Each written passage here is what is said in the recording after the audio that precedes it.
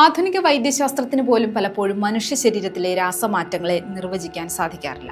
അത്തരത്തിൽ പതിറ്റാണ്ടുകൾക്ക് മുൻപ് നടന്ന ഒരു സംഭവത്തിന് ഇപ്പോഴും ഉത്തരം തേടുകയാണ് ശാസ്ത്രലോകം. വിഷപ്പുക വമിപ്പിക്കുന്ന ഒരു യുവതിയാണ് ഈ സംഭവത്തിലെ പ്രധാനപ്പെട്ടയാൾ. മരിക്കുന്നതിന് തൊട്ടു മുൻപാണ് ഇവരുടെ ശരീരത്തിൽ നിന്നും വിഷപ്പുക പുറന്തള്ളിയത്. ആ സംഭവം ഇങ്ങനെയാണ്. 1994 ഫെബ്രുവരി 9 കാലിഫോർണിയയിലെ മൊറേനോ വാലിയിലുള്ള റിവർസൈഡ് ജനറൽ ഹോസ്പിറ്റലിന്റെ എമർജൻസി റൂം. അന്ന് രാത്രി അവിടെ എത്തിച്ച ഗ്ലോറിയ റാമിറസ് എന്ന 31 വയസ്സുകാരിയുടെ ശരീരം പിന്നീട് മെഡിക്കൽ ചരിത്രത്തിലെ ഏറ്റവും ദുരൂഹമായ അധ്യായങ്ങളിൽ ഒന്നായി മാറുമെന്ന് ആരും കരുതിയിരുന്നില്ല. ഗർഭാശയ അർബുദം അവസാന ഘട്ടത്തിലെത്തിയ ഗ്ലോറിയ അബോധാവസ്ഥയിലായിരുന്നു. ആശുപത്രിയിൽ എത്തിച്ചതിനു ശേഷം വെറും 45 മിനിറ്റുകൾക്കകം അവർ മരിച്ചു. എന്നാൽ ആ മരണത്തിന് മുൻപ് എമർജൻസി റൂമിൽ സംഭവിച്ചത് ഇന്നും വിശദീകരിക്കാനാകാത്ത ഒരു വൈദ്യശാസ്ത്ര രഹസ്യമായി തുടരുകയാണ്. ഗ്ലോറിയയുടെ ശരീരത്തിൽ നിന്ന് പുറപ്പെട്ടതെന്ന് കരുതുന്ന വിഷവാതകത്തെ തുടർന്ന് എമർജൻസി റൂമിലുണ്ടായിരുന്ന 37 പേരിൽ 27 പേർക്ക് ബോധക്ഷയം അനുഭവപ്പെട്ടു. ചിലർ നിലത്തു വീണു. ചിലർക്ക് കടുത്ത ശ്വാസതടസ്സവും കാഴ്ച മറയുകയും ചെയ്തു. ഈ അസാധാരണ സംഭവമാണ് ഗ്ലോറിയ റാമിറസിനെ പിന്നീട് ലോകം ടോക്സിക് ലേഡി എന്ന് വിളിക്കാൻ കാരണമായത്. വൈദ്യശാസ്ത്രപരമായി ഗ്ലോറിയയുടെ മരണകാരണം വ്യക്തമാണ്. സ്റ്റേജ് 4 സെർവിക്കൽ ക്യാൻസർ മൂലം വൃക്കകൾ പ്രവർത്തനരഹിതമായി, തുടർന്ന് ഹൃദയാഘാതം സംഭവിച്ചുവെന്നാണ് ഔദ്യോഗിക കണ്ടെത്തൽ. എന്നാൽ ഒരു മനുഷ്യ ശരീരത്തിൽ നിന്ന് ഇത്രയും ആളുകളെ ഒരേ സമയം ബാധിക്കുന്ന തരത്തിലുള്ള വിഷപദാർത്ഥം പുറത്തു വരാൻ സാധിക്കുമോ എന്ന ചോദ്യത്തിന് ഇന്നും വ്യക്തമായ ഉത്തരമില്ല. ഫോറൻസിക് അന്വേഷണങ്ങളും ശാസ്ത്രീയ സിദ്ധാന്തങ്ങളും പലതും മുന്നോട്ട് വെച്ചെങ്കിലും അവയ്ക്കൊന്നും ശക്തമായ തെളിവുകൾ ഉണ്ടായിരുന്നില്ല. സംഭവ ദിനത്തിൽ ഹോം ബേസ്ഡ് പാലിയേറ്റീവ് കെയറിൽ കഴിയുകയായിരുന്ന ഗ്ലോറിയയുടെ ശ്വസന നിരക്കും ഹൃദയമിടിപ്പും പെട്ടെന്ന് ക്രമാതീതമായി മാറി. രാത്രി 8:15 പാരാമെഡിക്കുകൾ അവരെ റിവേഴ്സൈഡ് ജനറൽ ഹോസ്പിറ്റലിൽ എത്തിച്ചു. പതിവ് അടിയന്തര ചികിത്സാ നടപടികൾ തുടങ്ങി.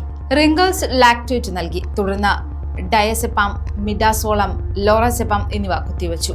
ആം ബാഗ് ഉപയോഗിച്ച് ഓക്സിജൻ നൽകി. എല്ലാം സാധാരണ ഗുരുതര രോഗിയുടെ ചികിത്സാ ക്രമത്തിലായിരുന്നു. എന്നാൽ നഴ്സസ് സൂസൻ കെയ്ൻ കത്തീറ്റർ സ്ഥാപിക്കുന്നതിനിടെ സിറിഞ്ച് പിൻവലിച്ചപ്പോഴാണ് അപ്രതീക്ഷിതമായ മാറ്റം സംഭവിച്ചത്. സിറിഞ്ചിന്റെ അഗ്രത്തിൽ നിന്ന് അമോണിയയെ ഓർമ്മിപ്പിക്കുന്ന ശക്തമായ ദുർഗന്ധം പുറപ്പെട്ടതായി അവർ ശ്രദ്ധിച്ചു. സിറിഞ്ച് കൈമാറിയതോടെ മറ്റ് ജീവനക്കാരും അതേ ഗന്ധം സ്ഥിരീകരിച്ചു. രക്തത്തിൽ മഞ്ഞ നിറത്തിലുള്ള ചെറിയ കണങ്ങൾ കണ്ടെത്തിയതായി മെഡിക്കൽ റെസിഡന്റ് ജൂലി ഗോർച്ചിൻസി രേഖപ്പെടുത്തി. ഗ്ലോറിയയുടെ ശരീരത്തിനടുത്ത് നിന്നിരുന്ന സൂസൻ കെയ്ൻ പെട്ടെന്ന് തലകറങ്ങി വാതിലേക്ക് നീങ്ങി. നിമിഷങ്ങൾക്കകം അവർ ബോധരഹിതയായി വീണു. സമാനമായ ലക്ഷണങ്ങൾ മറ്റുള്ളവർക്കും തുടർച്ചയായി പ്രകടമായി. ഇതോടെ എന്തോ അപകടകരമായ പദാർത്ഥം എമർജൻസി റൂമിൽ പരന്നുവെന്ന് മനസ്സിലാക്കിയ ഡോക്ടർ ഹംബർട്ടോ ഒച്ചോവ ഉടൻ തന്നെ ER ഒഴിപ്പിക്കാൻ ഉത്തരവിട്ടു. രോഗികളും ജീവനക്കാരും തുറന്ന പാർക്കിംഗ് പ്രദേശത്തേക്ക് മാറി. പുറം വസ്ത്രങ്ങൾ ഹാസ്മത് ബാഗുകളിലാക്കി. ഗ്ലോറിയയെ മാത്രമാണ് സ്ട്രെച്ചറിൽ ERനുള്ളിൽ തുടരാൻ വിട്ടത്. പിന്നീട് പൂർണ്ണ സുരക്ഷാ ഉപകരണങ്ങൾ ധരിച്ച സെക്കൻഡറി ട്രോമ ടീം മടങ്ങിയെത്തി. രാത്രി 8:50 വരെ CPR നൽകിയെങ്കിലും ഗ്ലോറിയ റാമിറസ് മരിച്ചതായി പ്രഖ്യാപിക്കപ്പെട്ടു.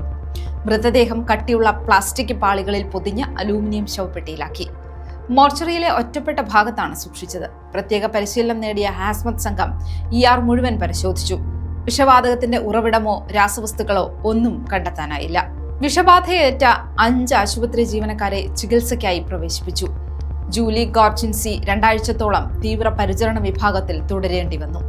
എന്നിരുന്നാലും ഈ അസാധാരണ സംഭവത്തിന് പിന്നിലെ യഥാർത്ഥ കാരണം കണ്ടെത്താൻ വൈദ്യശാസ്ത്രത്തിനും ഫോറൻസിക് ശാസ്ത്രത്തിനും ഇതുവരെയും കഴിഞ്ഞിട്ടില്ല.